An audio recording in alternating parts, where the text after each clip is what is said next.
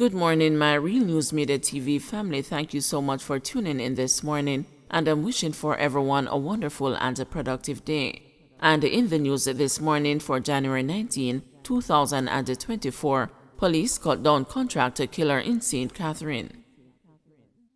A reputed contractor killer was among two men who were fatally shot during a gun battle with the Counter-Terrorism and Organized Crime Investigations Branch in St. Catherine on Thursday evening, the police have confirmed.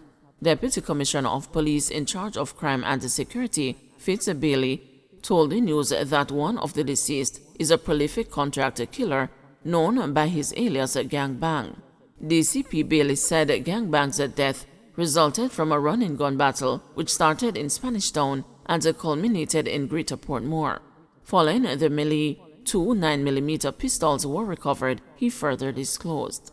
He said the man has been on the police's radar for a long time and is known to be involved in the death and the burial of siblings 20-year-old Kerrika Moody and 22-year-old Kenisha Moody of Greenchill, Westmoreland in December last year. They were seen in a viral video being buried in a shallow grave and were reportedly killed over money gained through scamming. DCP Bailey said Gangbang was previously arrested and charged during the investigation of gang leader Eushance Wilson, but the case was dismissed by the court. In 2020, Wilson was sentenced to 26 years in prison. The lawman promised to provide further updates as investigations continue. One of the two suspects in Teen's murder now in police custody.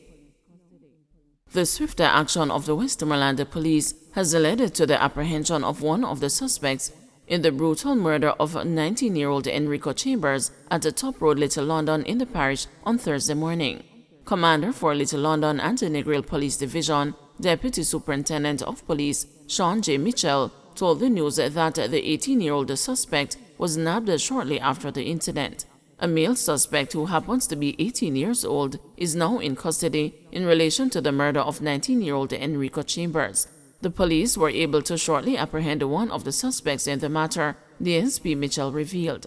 Mitchell said a manhunt is now underway for the second suspect, who is still at large. We're still looking for the second person involved in the murder, he said. Meanwhile, the lawman took the opportunity to encourage individuals to find amicable solutions to conflicts. The police want to use the opportunity to urge persons to seek out other conflict resolution methodologies and not engage in fracas with each other, he advised. He said oftentimes the police have observed a number of unresolved issues that could have been solved via mediation, resulting in murders.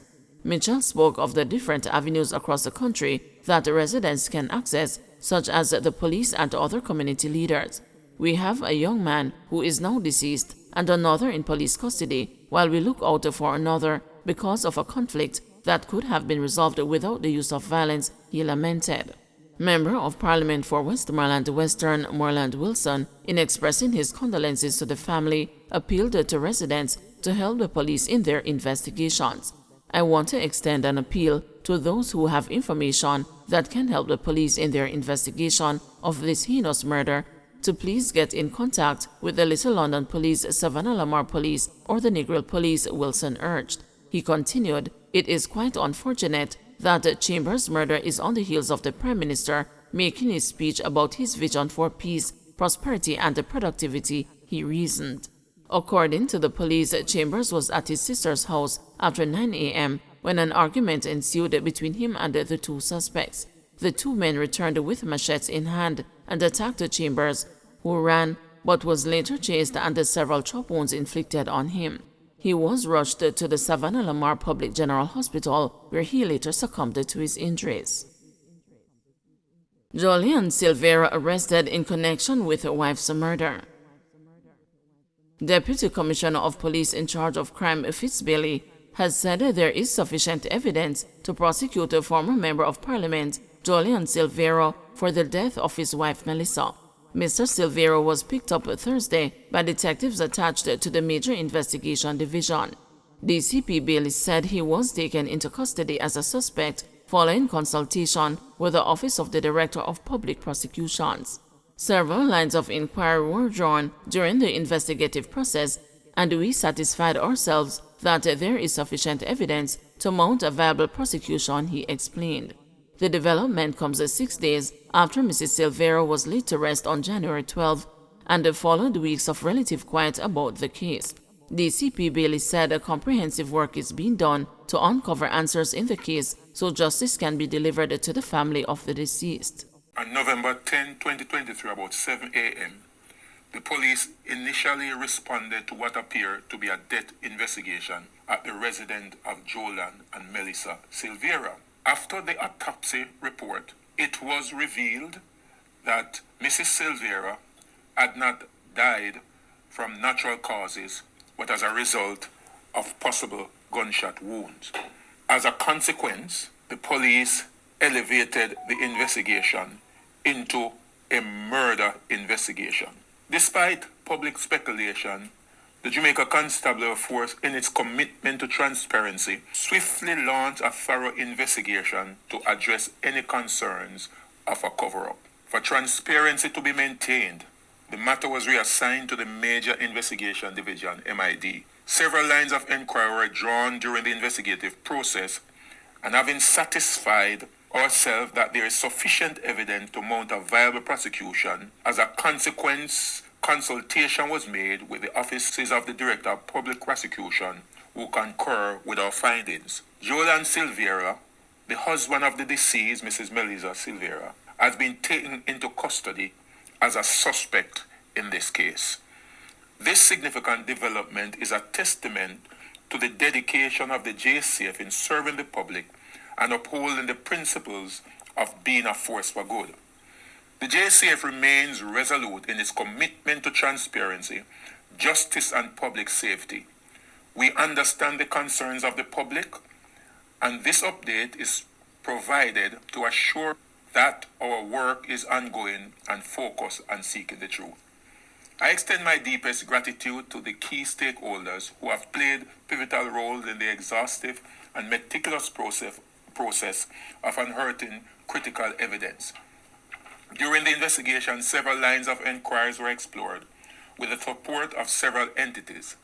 These entities include the Institute of Forensic and Legal Medicine, the offices of the Director of Public Prosecution, the Major Investigation Division team, Counterterrorism and Organized Crime, CTOC, the Technical Services Division, TSD, National Intelligence Bureau, NIB, the St. Andrew North CIB, the Area 5 Crime Officer, the ACP and team from CIB headquarters, and all other key stakeholders. We encourage anyone who may possess valuable information related to this investigation to assist us in our pursuit of justice. Your cooperation is critical in helping us to better piece together the puzzle.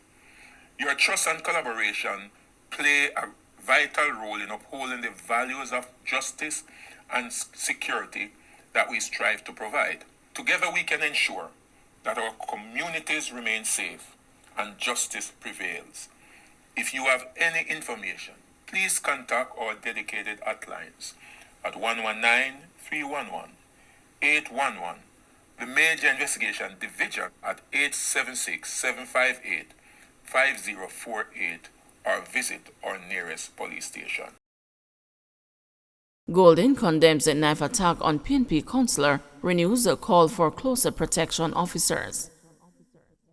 Opposition leader Mark Golding is echoing the call for closer protection officers for councillors and increase the security presence at the municipal corporation buildings. His call comes after security concerns were raised by Sydney Rose, People's National Party councillor for the Treadways division in St. Catherine, following an attack on his colleague, Councillor Patricia Harris. Councillor Harris represented the Angels division in the parish. She was attacked Wednesday by an unknown assailant over a parking spot on the compound of the St. Catherine Municipal Corporation. The councillor received injuries to her face.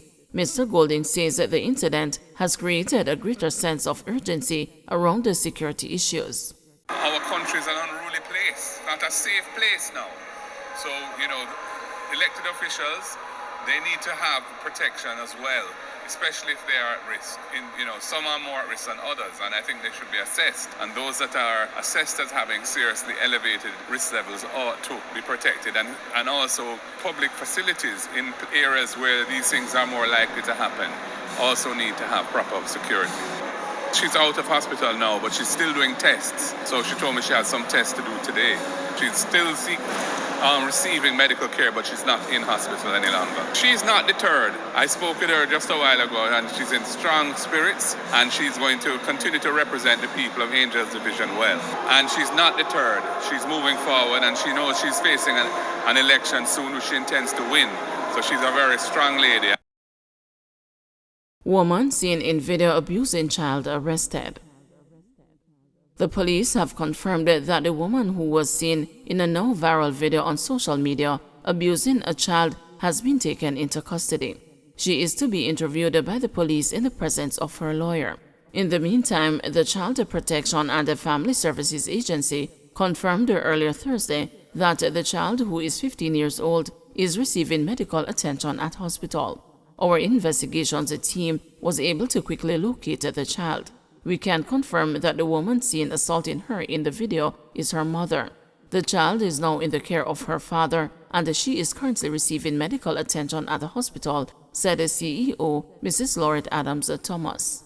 The statement from the agency also confirmed that the child is now in the care of her father. We will continue to follow up with the child to offer psychological, psychosocial, and any other forms of necessary intervention, Adams Thomas said.